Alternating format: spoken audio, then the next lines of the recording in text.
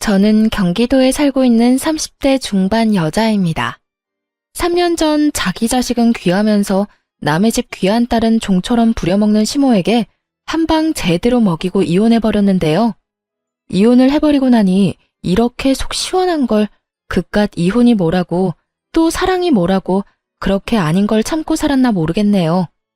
어쨌든 지금 이혼해서 더없이 만족스러운 삶을 살고 있으니 다 잘된 일이겠죠? 그러면 제 결혼 생활과 이혼에 관한 이야기를 시작해 보겠습니다. 저와 남편은 처음 소개팅으로 만나게 되었어요. 소개팅으로 만나 결혼까지 하게 된 그저 평범한 결혼이었어요. 그렇게 물 흐르듯 시간이 흘러갔고 저희는 어느새 결혼한 지 2년 차가 된 부부가 되었어요. 남편과 사이는 그럭저럭 괜찮은 편이었는데 단 한 가지, 저희 사이에 시누이만 끼었다 하면 다툼이 일어나곤 했어요. 처음부터 남편이 시누이 편만 들었던 건 아니었어요. 처음에 남편은 제 편만을 들어주며 시누에게 내 마누라 괴롭히지 마. 닭살이 돋는 말도 많이 하곤 했는데 시누이가 꽤 사는 집에 시집을 가며 변하기 시작하더라고요. 그 이유는 시누이가 알게 모르게 남편의 일에 도움을 주기 때문이었는데 시누이는 자기 남편을 살살 구슬려 남편의 일에 대해 조언도 하게 해주고 이런저런 도움을 주었다고 하더라고요. 그 덕에 남편은 언젠가부터 이런 말을 달고 살더라고요. 나 매형이 조언해준 덕분에 이번 사업 따는 거 알고 있지? 알고 보니 우리 거래처 사장도 매형이랑 아는 사이라고 하는 것 같더라. 누나한테 조금만 더 잘 보이면 내 인생 더 편해질 것도 같은데. 그러니까 당신도 누나한테 자꾸 뭐라고 하지 말고 잘 보여야 돼. 그런 도움을 받고 나니 남편은 다른 콩고물이라도 떨어질까 싶어 시누이에게 더 잘하기 시작했고 심지어는 눈치까지 살피더군요. 그러면서 자연스럽게 시누이와 제가 부딪히면 저를 홀대하기 시작했고요. 저 역시 시누이에게 무조건 막대한 건 아니었어요. 저 역시도 남편에게 도움을 주니 어떻게 해서든 잘 지내보려고 애썼지만 시누이가 저에게 하는 짓거리는 정말이지 참을 수 없을 만큼 치졸하고 사람 약을 올리는 행동이었어요. 시누이가 처음 저를 화나게 했던 것은 제 물건을 말도 없이 망가뜨리거나 가져가는 행동이었어요. 신혼집에서 가까운 곳에 살던 시누이는 이런저런 이유를 대며 저희 집에 오곤 했는데 사실은 제 물건을 가지고 가려고 그렇게 자주 왔나 싶을 정도로 제 물건을 묻지도 따지지도 않고 마구잡이로 가져가곤 했어요. 큰 건 가방부터 시작해서 작은 건 액세서리용 귀걸이까지 가져갔는데 비싼 건 비싸니 말이라도 꺼낸다고 하지만 몇천 원짜리 액세서리는 말도 못하고 속에서 열불만 터지기 일쑤였어요. 그래도 그때는 남편이 제 편을 들어주곤 했습니다. 아직도 기억나는 사건이 있어요. 시누이는 그날도 저희 집에 방문했고 급하게 집으로 간다며 집을 나서려고 하더라고요.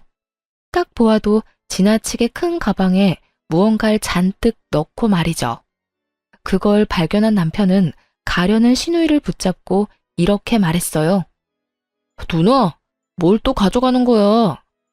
내가 뭘 가져간다고 그래. 생사람 좀 잡지 마. 제대로 좀 숨기거나 그런 말을 해. 누나 가방 지금 터질 것 같다고. 제발 그러지 좀 마라. 내가 집사람 보기 창피해 죽겠다고. 돈도 잘 버는 사람이 왜 그렇게 남 물건에 집착을 해? 왜 그렇게 남 물건을 가지고 가냐고. 내가 언제 해? 이건 그냥 예쁘길래 좀 빌려가는 거야. 한여름에 오리털 패딩 입을 일이 뭐 있다고 빌려간다는 말을 해? 그리고 빌려가는 것도 아니잖아. 빌려가는 건 주인한테 물어보고 가지고 가는 건데 누나 집사람한테 아무 말도 안 했잖아. 시누이가 가방 속에 숨긴 것은 다름 아닌 오리털 패딩이었어요. 그것도 더워서 절로 짜증이 나는 한여름에 말이죠.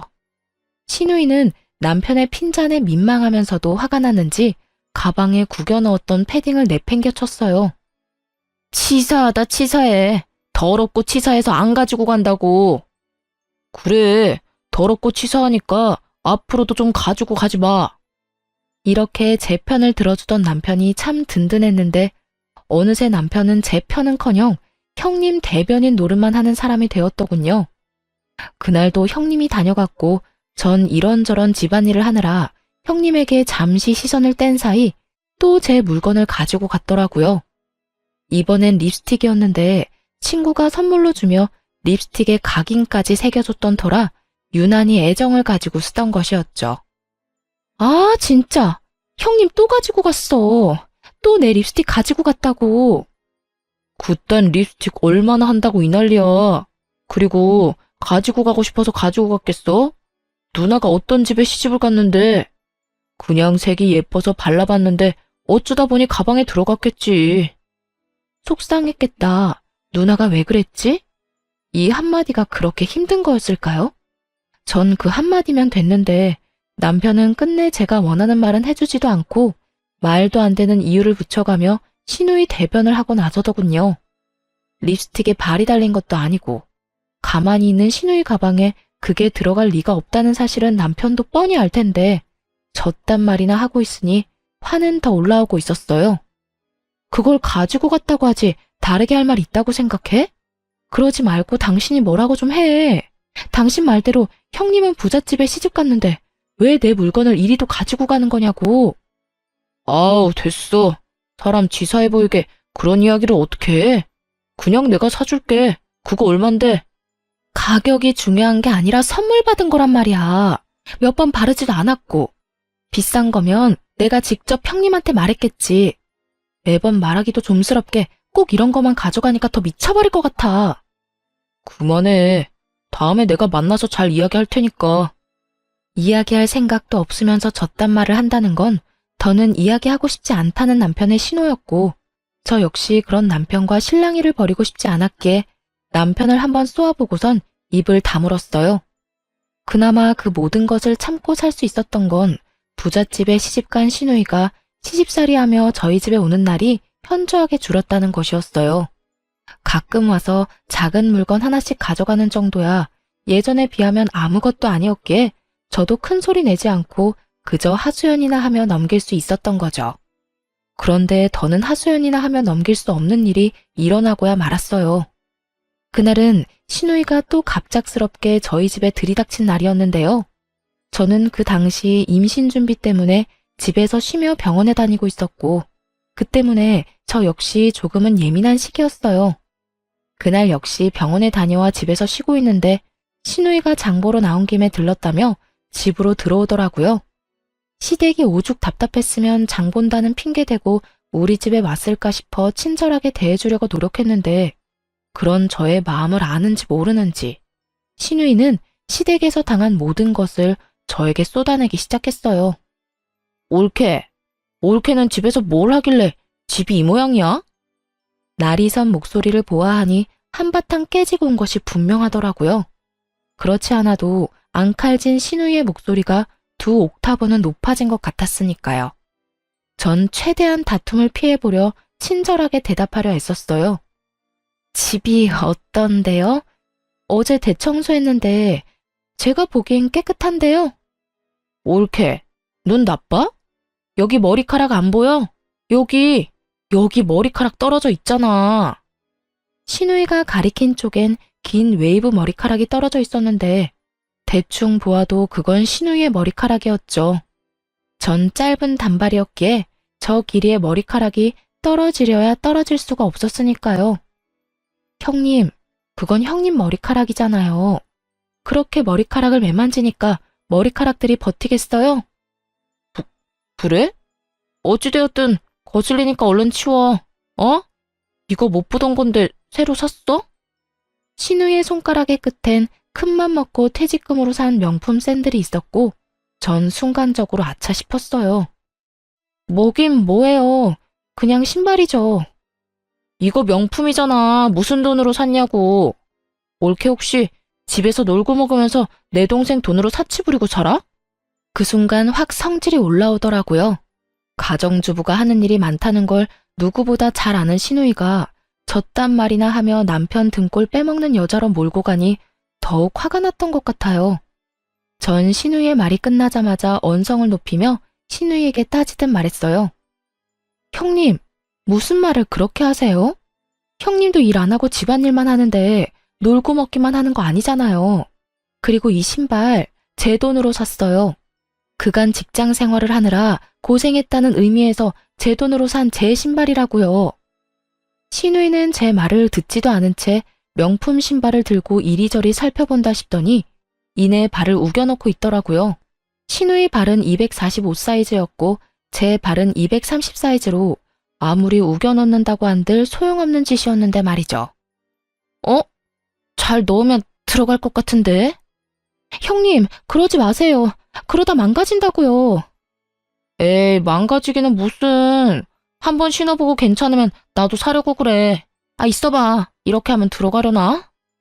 형님, 진짜 그러다 뜯어질 것 같아요. 진짜 옳게.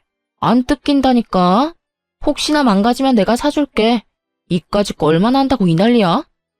신우이는 인정사정 없이 발을 밀어넣으며 뒤꿈치 온 가죽 끝을 잡아당기고 있었고 결국 뚝 하는 소리와 함께 가죽이 뜯겨나가고 말았습니다. 형님! 어머, 이거 왜 이렇게 됐지? 멋쩍은 듯 웃는 신우이와 깊은 탄식과 함께 얼굴을 감싸지고야만 저의 사이엔 신우이의 얄미운 웃음소리만 맴돌고 있었어요. 그 순간 그간 신우이가 가져간 제 물건들이 떠오르며 참을 수 없는 화가 올라오더라고요. 하물며 저도 아끼느라 몇 번 신지도 않은 신발을 제가 그렇게 말렸음에도 불구하고 우겨넣다 제 눈앞에서 다 뜯어버렸으니 화가 나고도 남을 상황이었죠. 그 순간 정말 눈이 뒤집힌다는 느낌이 들며 신우이를 향해 그동안 쌓였던 울분을 토해냈어요. 형님, 진짜 왜 이러세요? 저한테 무슨 억하심정이라도 있어요? 그러지 않고서야 왜 저희 집에만 오면 이렇게 제 물건을 망가뜨리세요? 망가뜨리고 가져가 버리고. 형님, 저번에 제 명품 가방 말도 없이 가져가서 저하고 싸웠던 건 기억하죠? 그땐 뭐라고 했어요? 이제 제 물건은 더럽고 치사해서 쳐다도 안 본다고 하지 않았어요? 그 뒤로 어떻게 하셨어요? 그 뒤로 내가 뭘 어쨌는데. 난 그 뒤로 아무것도 안 가져갔어. 이거 왜 이래? 동서 그 정도 피해의식이면 병적인 거야. 병원에 가봐. 생사람 잡지 말고. 신우이는 제가 아무것도 몰라 아무 말도 안 했다고 생각하는지 딱 잡아떼며 저를 무슨 정신병이라도 걸린 사람 취급을 해대더라고요.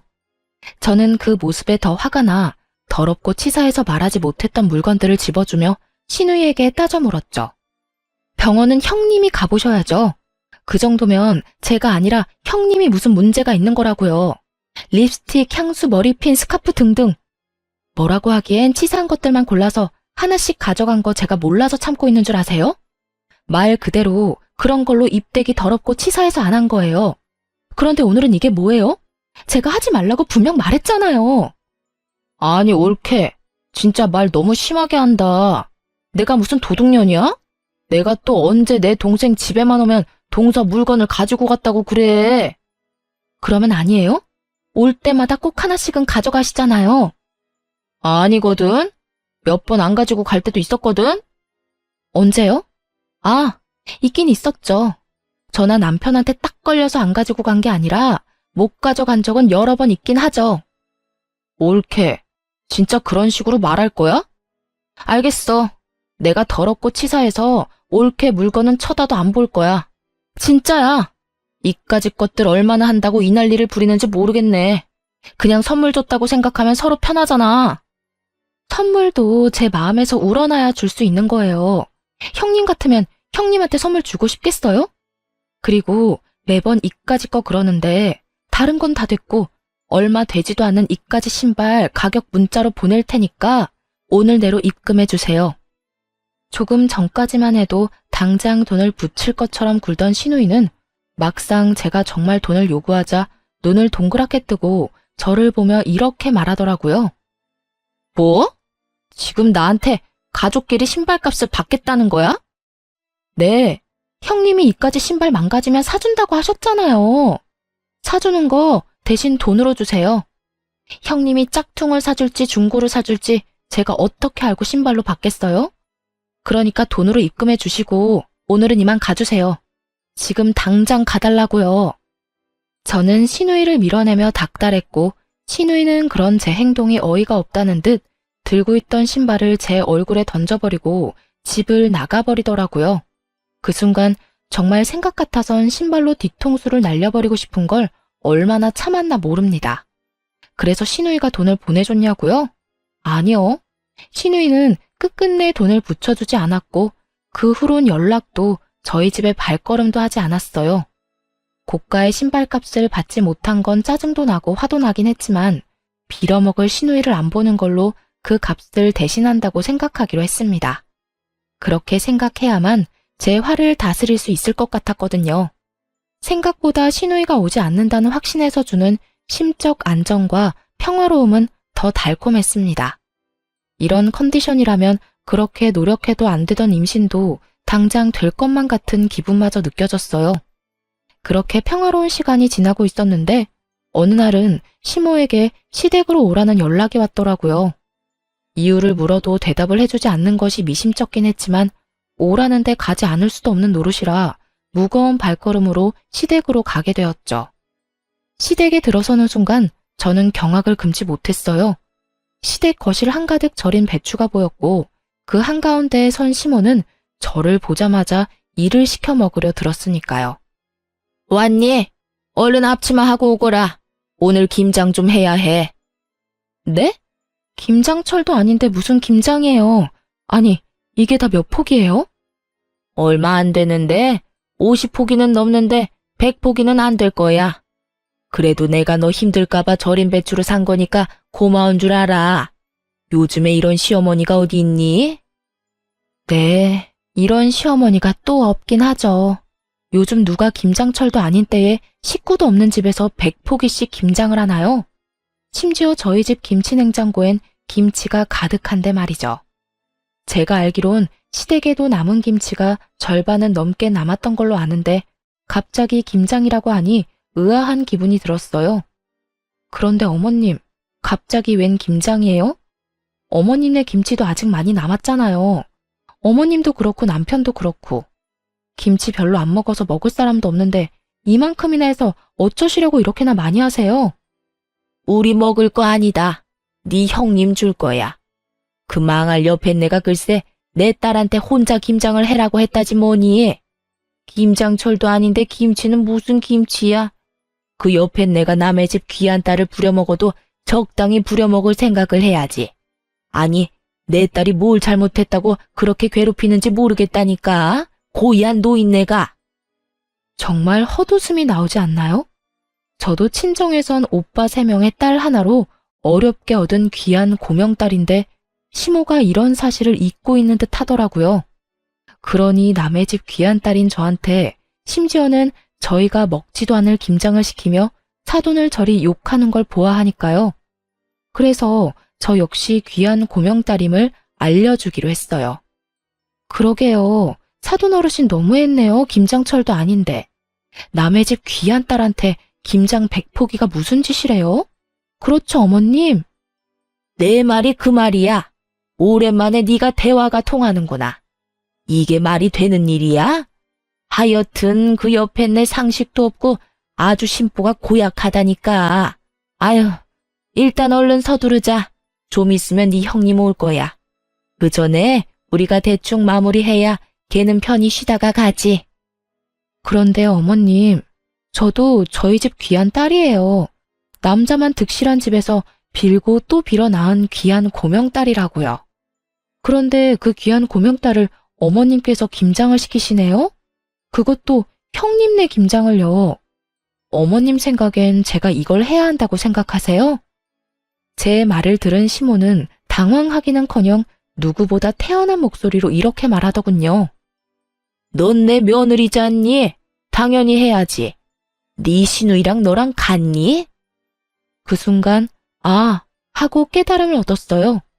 더는 이렇게 살면 안 되겠다는 깨달음이었죠. 시모도 처음부턴 이러지 않았습니다. 물론 조금은 시집살이는 있었지만 남들 다 겪고 사는 선을 지키는 적당한 시집살이였어요.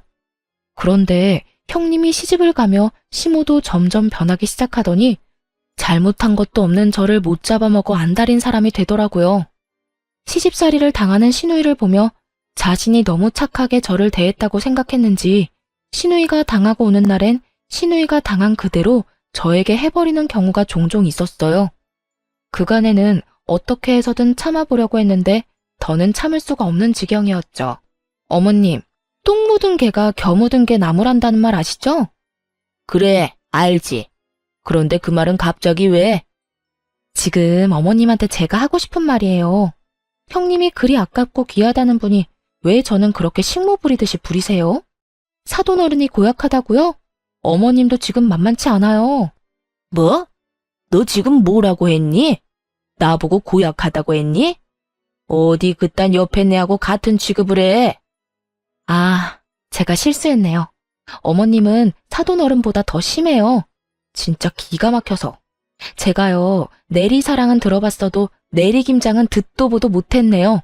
어떻게 형님 김장을 저한테 다 하라고 할 수가 있어요? 제가 무슨 혹은 줄 아세요? 제가 이 집 식모라도 되는 줄 아냐고요. 차라리 식모가 저보다는 낫겠네요.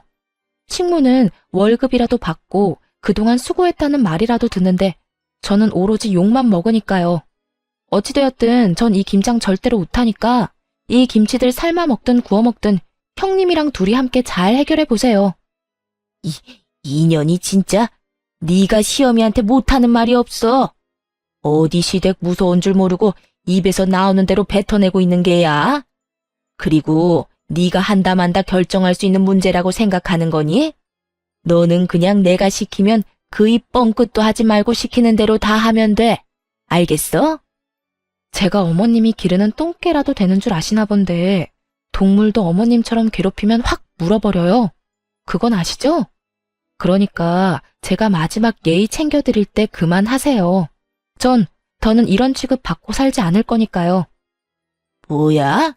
너 지금 날 상대로 겁주고 있는 거냐? 감히 네가 시어머니인 나를? 아주 네 버르장머리가 하늘을 찌르는구나. 어디서 보고 배운 거 없이 이따위로 구는 거야? 시모는 그야말로 노발대발 화를 내고 있었고 저는 그러거나 말거나 집에 갈 채비를 하고 있었어요. 그 순간 시댁으로 시누이가 들어왔고 화를 내는 시모를 본다 싶더니 저에게 상황을 물어오더군요. 올케, 이게 무슨 상황이야? 우리 엄마 왜 저렇게 화가 난 거야? 절인 김치를 보고도 몰라서 묻는 거예요? 형님네 김장은 제발 형님 혼자 알아서 좀 하세요. 나이가 몇 살인데 무슨 일만 있으면 쪼르르 친정에 와서 징징거리는 거예요. 아니, 징징거리고 끝나는 문제면 몰라. 왜 애먼 사람까지 스트레스 받게 만드냐고요. 어쨌든 나는 이 김장 절대 못하니까 형님 혼자 알아서 잘하세요. 저는 바닥에 떨어져 있던 앞치마와 장갑을 시누이 손에 줘버렸고 시누이는 제가 준 장갑과 앞치마를 내려다보더니 이렇게 소리치더라고요. 아니, 내가 이걸 왜 해? 우리 엄마가 올케한테 하라고 시켰다며. 그러면 올케가 해야지. 애초에 이건 형님 시어머님이 형님한테 시킨 거라고요. 이 말이 무슨 말인지 모르겠어요? 이 일은 애초에 내 일이 아니라 형님 일이란 뜻이라고요. 자기의 일은 스스로 하자. 몰라요? 몰랐으면 이참에 좀 아세요. 요즘 5살짜리도 자기 일은 자기가 알아서 한다고요. 너 지금 말 다 했어? 내가 5살짜리 애보다 못하단 이 뜻이니? 아, 다 됐고 내가 다 못 들은 말로 해줄 테니 얼른 일이나 해. 지금 이러고 있을 시간 없단 말이야. 얼른 하라고. 이럴 시간이 없으면 혼자 다 하시면 되겠네요. 전 그냥 집에 갈 테니까. 제가 무슨 호구인 줄 아나 본데 저 호구 아니거든요. 그러니까 이 김장 혼자 알아서 하라고요. 난 못한다고 몇 번 말해? 네가 하라고. 네가 다 하고 가라고. 제 말에 약이 오를 대로 오른 시누이는 제 얼굴에 쥐고 있던 고무장갑과 앞치마를 던지며 끝까지 저에게 생떼를 부리더군요. 처음도 아니고 2번이나 시누이가 던진 물건에 얼굴을 맞아버리니 화가 치솟아 오르며 이대로 가만히 있으면 안 되겠다는 생각을 했어요. 도저히 말로 해선 들어먹을 것 같지 않다고나 할까요? 그래서 전 잘 절인 배추 한 포기를 시누이의 얼굴에 던져버렸습니다. 네, 그 막장 드라마의 한 장면처럼 말이죠. 야, 미친 게 지금 나한테 뭘 던지는 거야? 직접 맞아보고도 모르겠어? 왜? 한 포기 더 맞아볼래? 그러면 알겠어? 너 나한테 그따위 것 또 던지기만 해봐. 내가 가만히 안 있을 거야? 가만히 안 있으면 어쩔 건데. 그리고 너는 매번 나한테 이것저것 던져댔으면서 나는 왜 안 돼? 너 지금 나한테 너라고 했어? 감히 하늘 같은 형님한테 반말을 해? 하늘 같은 소리 한다. 정신 좀 차려라. 하는 짓거리는 땅보다도 못한 짓을 하면서 하늘 대접은 받고 싶어 하는 게 말이 된다고 생각해? 야, 더 하고 싶은 말도 없고 네 얼굴 보고 싶지도 않으니까 다신 나 부르지도 말고 연락도 하지 마. 그리고 이 김장도 네가 알아서 해. 알겠어? 야, 너 진짜 내가 가만 있을 줄 알아? 내가 너 내 동생이랑 이혼시킬 거야. 어떻게 해서든 내 동생이랑 이혼시키고 말 거라고. 그때 가서 후회하지 마. 그때 가서 울고불고 매달려도 소용없다 이거야. 저는 끝까지 정신을 못 차리는 신우이에게 한마디 해주고 시댁을 나와버렸습니다. 나라고 가만히 있을 줄 알아? 너 한 번만 더 이딴 짓 시키면 내가 네 시댁에 찾아가서 그 잘난 사돈어른한테 네가 어떤 인간인지 다 말해줄 거야. 알겠어? 그때 가서 너나 후회하지 마. 나는 네가 내 앞에서 무릎 꿇고 울고불고 빌어도 눈도 하나 깜짝 안 할 거니까. 전 그대로 뒤를 돌아 집으로 돌아왔고 샤워를 한 후 소파에 앉아 화를 식히고 있었어요. 찬물로 샤워를 했는데도 얼마나 화가 났는지 열기가 식지 않더라고요. 가만히 앉아 아무리 생각해도 남편 놈은 시댁 편이나 들 것이 뻔했고 이제는 결정을 내려야 한다는 생각이 들었죠. 시댁 문제만 아니면 남편과 싸울 일도 없을 뿐더러 오히려 사이가 좋았던 편이라 이혼을 생각한 적은 있었지만 그건 다들 한 번씩은 하는 홧김에 잠시 해보는 생각일 뿐이었어요. 하지만 그런 일까지 겪고 나니 더는 이렇게 살고 싶지도 않았고 이 괴롭힘이 줄어들기는커녕 점점 심해질 것이 분명하니 이혼을 처음으로 진지하게 고민하고 또 생각하게 되었죠. 만약 남편이 이 순간의 행동을 똑바로 해준다면 시댁의 발길을 끊고 신우이와 연을 끊는 것으로 마무리하겠지만 그렇지 않다면 이혼해야 한다는 쪽으로 마음이 기울고 있었어요. 그런 생각들을 하며 저는 남편을 기다렸고 8시가 넘어도 온다 간다 소식이 없던 남편은 10시가 넘은 시간에 집으로 돌아오더군요. 그런데 남편은 혼자가 아니었어요. 잔뜩 굳은 표정을 한 남편의 뒤로 짐을 가득 들고 들어오는 신우이가 따라 들어오더라고요.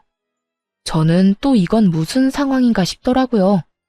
맨몸으로 신우이가 왔다면 따지러 왔다고 생각할 수도 있겠지만 짐을 들고 들어오니 불안하면서도 의아했어요. 뭐야? 형님은 우리 집으로 들어와? 몰라서 물어. 오늘 당신이 누나네 김장 안 해줬다며. 누나랑 엄마 둘이서 그 많은 김장을 어떻게 해? 누나는 김장해 본 적도 없고 엄마는 나이가 있는데. 그래서 집에서 쫓겨났어. 그 할망구 진짜 너무하는 거 아니야? 아무리 그렇다고 해도 어떻게 사람을 쫓아낼 수 있어? 그래서 우리 집에 데리고 온 거라고? 앞으로 우리 집에서 살려고? 그러면 어떡해. 당신 때문에 모든 일이 이렇게 됐는데 우리가 책임져야지. 평생은 아니고 조만간 그 집에서 다시 부르면 돌아가면 되니까 그때까지만 좀 같이 살자. 내가 진짜 마지막 기회 준다고 생각하고 묻는 건데 이 모든 게 나 때문이라고 생각하는 거야? 그러면 누구 때문인데? 다 당신 때문이잖아. 그까지 김장 좀 해주면 되지. 왜 안 해줘서 이런 상황을 만들어? 그리고 당신 우리 누나 절인 김치로 싸대기까지 날렸다며? 내가 진짜 그 이야기 듣는데 내가 다 화가 나더라. 여러모로 당신이 잘못했으니까 당신도 아무 말 하지 말고 누나한테 잘못했다고 빌어 얼른. 그렇게 남편 놈은 마지막 기회마저 날려버리는 소리를 해대고 있었고 그 순간 잡고 있던 모든 끈이 끊어져 나가는 소리가 들리더군요. 신발 벗지 말고 너도 나가.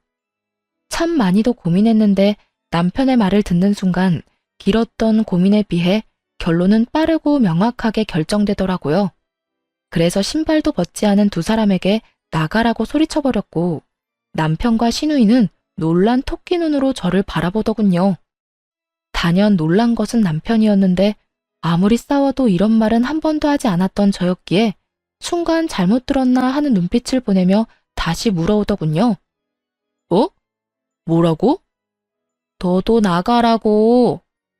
설마 쫓겨날 수도 있다는 걸 단 한 번도 생각해 본 적 없다는 억울한 눈빛이길래 다시 한번 분명히 말해줬어요. 사돈이 너무한 게 아니라 네가 너무하네. 뭐? 그 김장을 내가 다 해줬어야 한다고?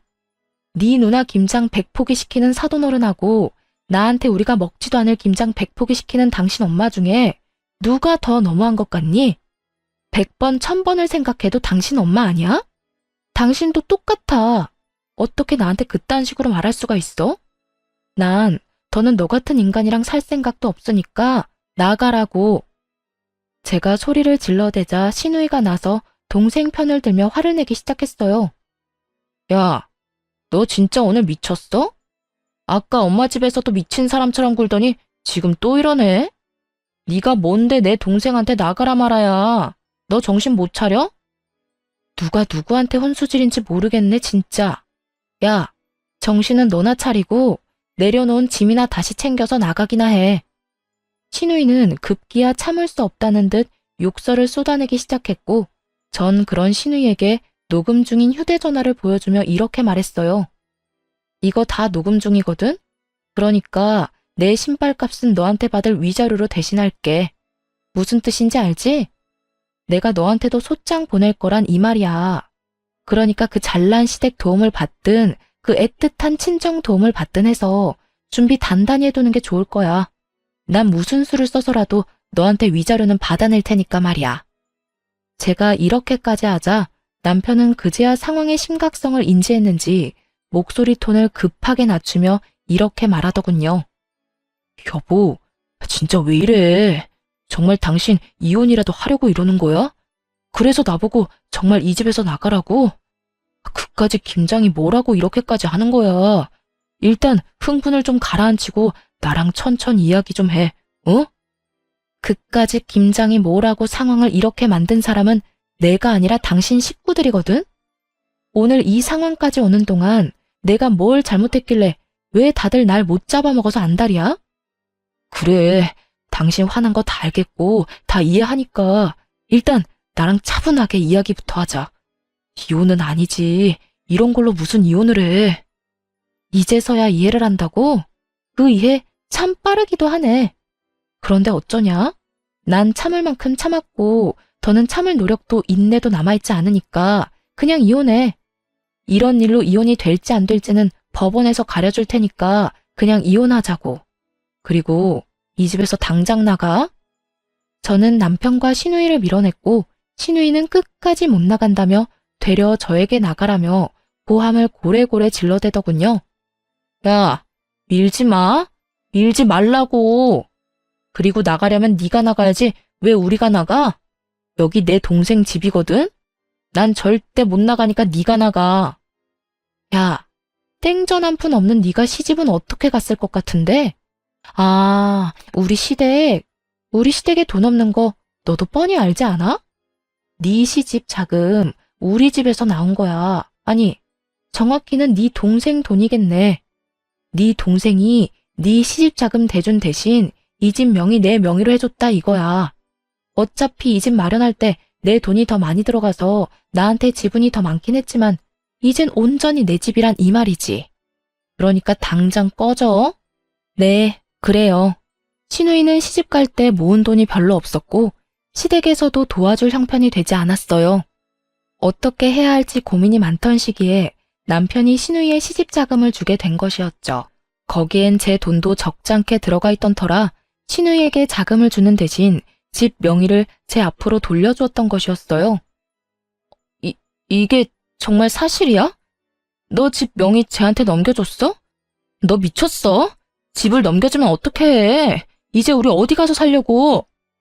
그러면 어떻게 하냐? 누나가 그때 돈 내놓으라고 난리 부렸잖아. 나한테 그런 큰 돈이 있을 리도 없고 있다고 한들 집사람이랑 같이 모은 돈뿐인데 누나 시집은 보내야 하니까 그랬지. 나라고 뭐 집까지 넘기고 싶어서 넘긴 줄 알아? 야, 그러게 내가 집사람 좀 적당히 괴롭히라고 했잖아. 그러다 나 이혼당하면 큰일 난다고. 집까지 넘긴 줄은 몰랐지. 그런 사실은 빨리 말했어야지. 나는 누나 속상할까봐 그랬지.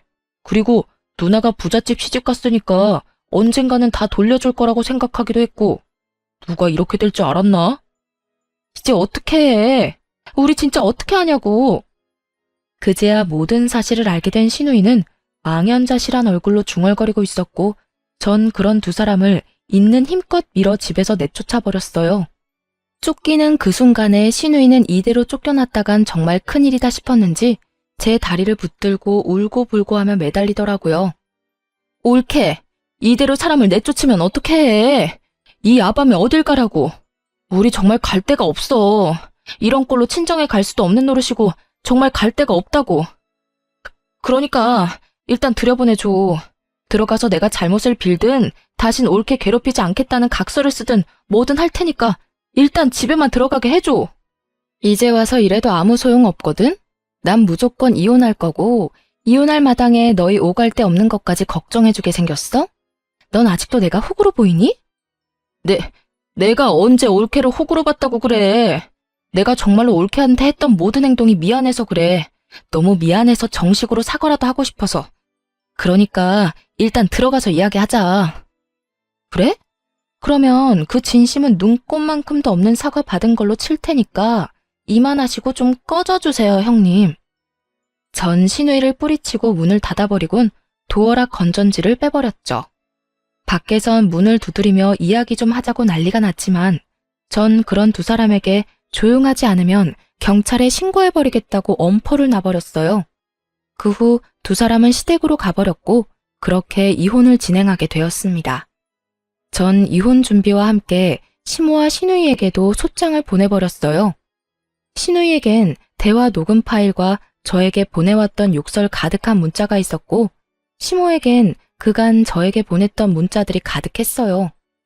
전 위자료를 다 받아내고 이혼을 할 수 있었고 이혼을 하는 그날까지도 전 남편은 저에게 끝까지 매달리더군요. 여보, 정말 이대로 이혼할 거야? 우리가 이혼할 이유가 없잖아. 우리 누나 아니면 싸울 일도 없었고 사이도 좋았잖아. 그런 우리가 왜 이혼해야 해? 그러니까 이혼하는 거야. 당신은 아무것도 모르니까. 당신 누나 아니면 싸울 일이 없으니까 나도 그래서 참고 살았어. 그런데 당신 누나 아니면 싸울 일이 없다는 건 당신이 당신 누나 하나 막아주지 못하고 있다는 것도 되더라. 당신은 뭐 했니? 내가 당신 누나한테 당하고 괴롭힘 당할 때 당신은 뭐 했냐고. 처음 우리 신혼 때 내 편 들어준 거? 그래봤자 몇 개월이나 된다고. 그 뒤로 당신 그냥 방관자일 뿐이었어. 난 혼자 다 참았고 결국 나 혼자 다 해결하고 당신하고 이혼하는 거라고. 그러니까 더는 이러지 마. 여보, 내가 다 잘못했어. 그러니까 다시 한 번만 생각해주면 안 될까? 내가 진짜 잘할게. 내가 이제 당신 지켜줄게. 웃기지 마. 내가 당신을 몰라? 지금은 잘못했다고 빌겠지. 그러다 내 화 풀리면 당신은 당신 누나 우리 집으로 데리고 오고도 남을 사람이야.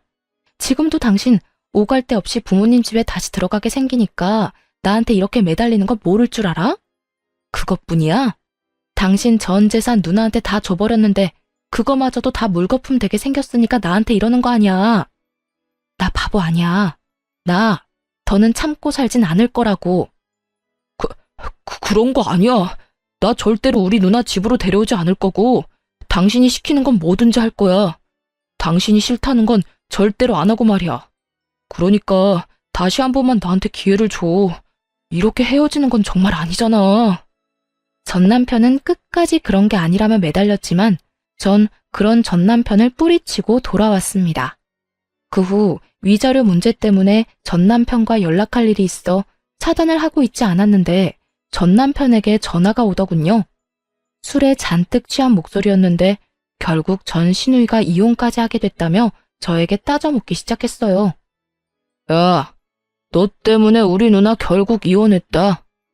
네가 그 빌어먹을 김장 안 해줘서 이혼했다고.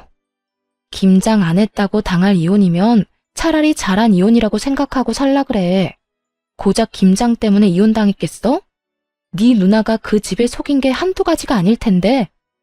그래, 너 잘났다. 네 말대로 우리 누나 대학은 졸업도 못한 데다 나이트나 다니다 결혼한 거 다 들켜서 결혼했다. 그런데 그거 다 들킨 것도 너 때문이야. 네가 누나 시댁으로 소장 보내는 바람에 이 사달이 난 거잖아. 전신우이는 그 잘난 집에 시집을 갈 때 대학 졸업은 물론이고 회사 생활을 하며 신부 수업을 열심히 받고 있다고 속였는데 실상은 그렇지 않았죠. 졸업은커녕 꼴랑 한 학기만 겨우 다니고 말도 없이 휴학을 해버렸고 그 후론 나이트란 나이트는 다 휩쓸고 다니며 나이트에서 신부 수업을 하다 시집을 간 것이었어요. 한동안은 잘 숨기고 살았는데 제가 이혼을 하며 소장을 보내버렸고 그 소장을 본 시댁에서 무언가 석연치 않다고 생각했는지 뒤늦게 전신우이의 뒷조사를 하게 된 것이었습니다. 그제야 안 사실인데 전신우이는 결혼을 하고도 정신을 못 차렸는지 친정 핑계를 대며 나이트도 들락날락거렸다고 하더군요. 그러니 이혼은 당연한 결과였고 위자료까지 뱉어내고 이혼을 했다 하더군요. 전 남편은 전신우이가 한 짓은 생각도 하지 않고 무조건 제 탓을 하며 여전히 고함을 질러대더군요. 잘못했다며 애절하게 매달리던 사람 어디 갔나 싶었어요. 야, 이게 네 본 모습이야. 알겠니? 무슨 일만 생기면 네 가족 허물은 덮어놓고 무조건 내 탓만 하는 이게 네 본 모습이라고. 그래, 이게 내 본 모습이다. 네가 어쩔 건데 어쩔 거냐고. 그리고 너 우리 누나 어떻게 할 거야? 우리 누나 어떻게 책임질 거냐고. 우리 누나 다시 매형이랑 붙여줄 거 아니면 우리 누나 위자료라도 내놔. 돈이라도 내놓으라고. 너 진짜 제정신 아니구나. 내가 왜 돈을 줘야 하는데. 네 누나가 내 물건 훔쳐간 것만 생각하면 위자료 말고 주머니 속 10원짜리 하나까지 다 쓸어오고 싶은 심정이야, 내가. 그런데 나한테 돈을 내놓으라고? 나한테 헛소리 좀 하지 말고 술에 취했으면 잠이나 자고 정신이 아프면 병원이나 가. 요즘 정신병원 다니는 거 부끄러운 일도 아니니까. 야, 너 지금 나한테 정신병원 가라고 했냐? 너 지금 나 미친 사람 취급한 거냐고. 지금 꼴이 딱 미친 사람 꼴이잖아. 다 당신 생각해서 하는 말이니까 병원은 꼭 가봐. 상태가 심각해 보인다. 그리고 다신 나한테 연락하지 마. 끊을게. 전화를 끊어버린 저는 바로 전 남편을 차단해버렸고 위자료에 관련된 모든 사항은 변호사께 위임하며 잘 마무리하게 되었습니다. 그 후 들려오는 소식엔 전 남편과 이혼당한 전신우이는 전 시댁으로 들어갔다 하더군요. 전시모 속도 알만하더군요. 시집 장가 다 보내놨더니 위자료를 주느라 빚쟁이가 되어 다시 집으로 돌아왔으니까요. 그 짧고도 통쾌한 소식을 마지막으로 더는 그 사람들의 소식은 들을 수 없었어요. 아니, 듣고 싶지도 않아 귀를 막고 살았네요. 그 후 전 집값이 많이 오른 집을 처분하고 혼자 살기 편한 작은 집을 얻어 잘 살고 있어요. 일을 쉰 지 오래돼서 그런지 취업이 잘 되지 않더라고요. 사연을 들어보면 제 취업도 턱턱 잘들 하시던데 저는 그렇진 않았어요. 그래서 엎어진 김에 쉬어간다고 생각하며 휴식기를 보내며 미래를 고민하게 되었고 고민한 결과 작은 가게를 차리게 되었어요. 요즘엔 어느 정도 자리를 잡아 떵떵거릴 만큼 돈을 많이 버는 건 아니지만 생활에 무리 없을 만큼은 벌며 잘 지내고 있습니다. 전 앞으로도 이렇게 소소하게 지내며 큰 욕심 부리지 않고 그저 평범하게 살아보려고 해요. 이렇게 살아가다 좋은 사람이 생기면 연애도 다시 하고 꿈이 생기면 그 꿈을 위해 또 노력하며 살아가려고요. 가끔 저에게 이혼한 걸 후회한 적이 없냐고 묻는 사람들이 간혹 있는데요. 저는 그럴 때마다 이렇게 대답합니다. 왜 진작 이혼하지 않았을까? 그 후회는 한다고요.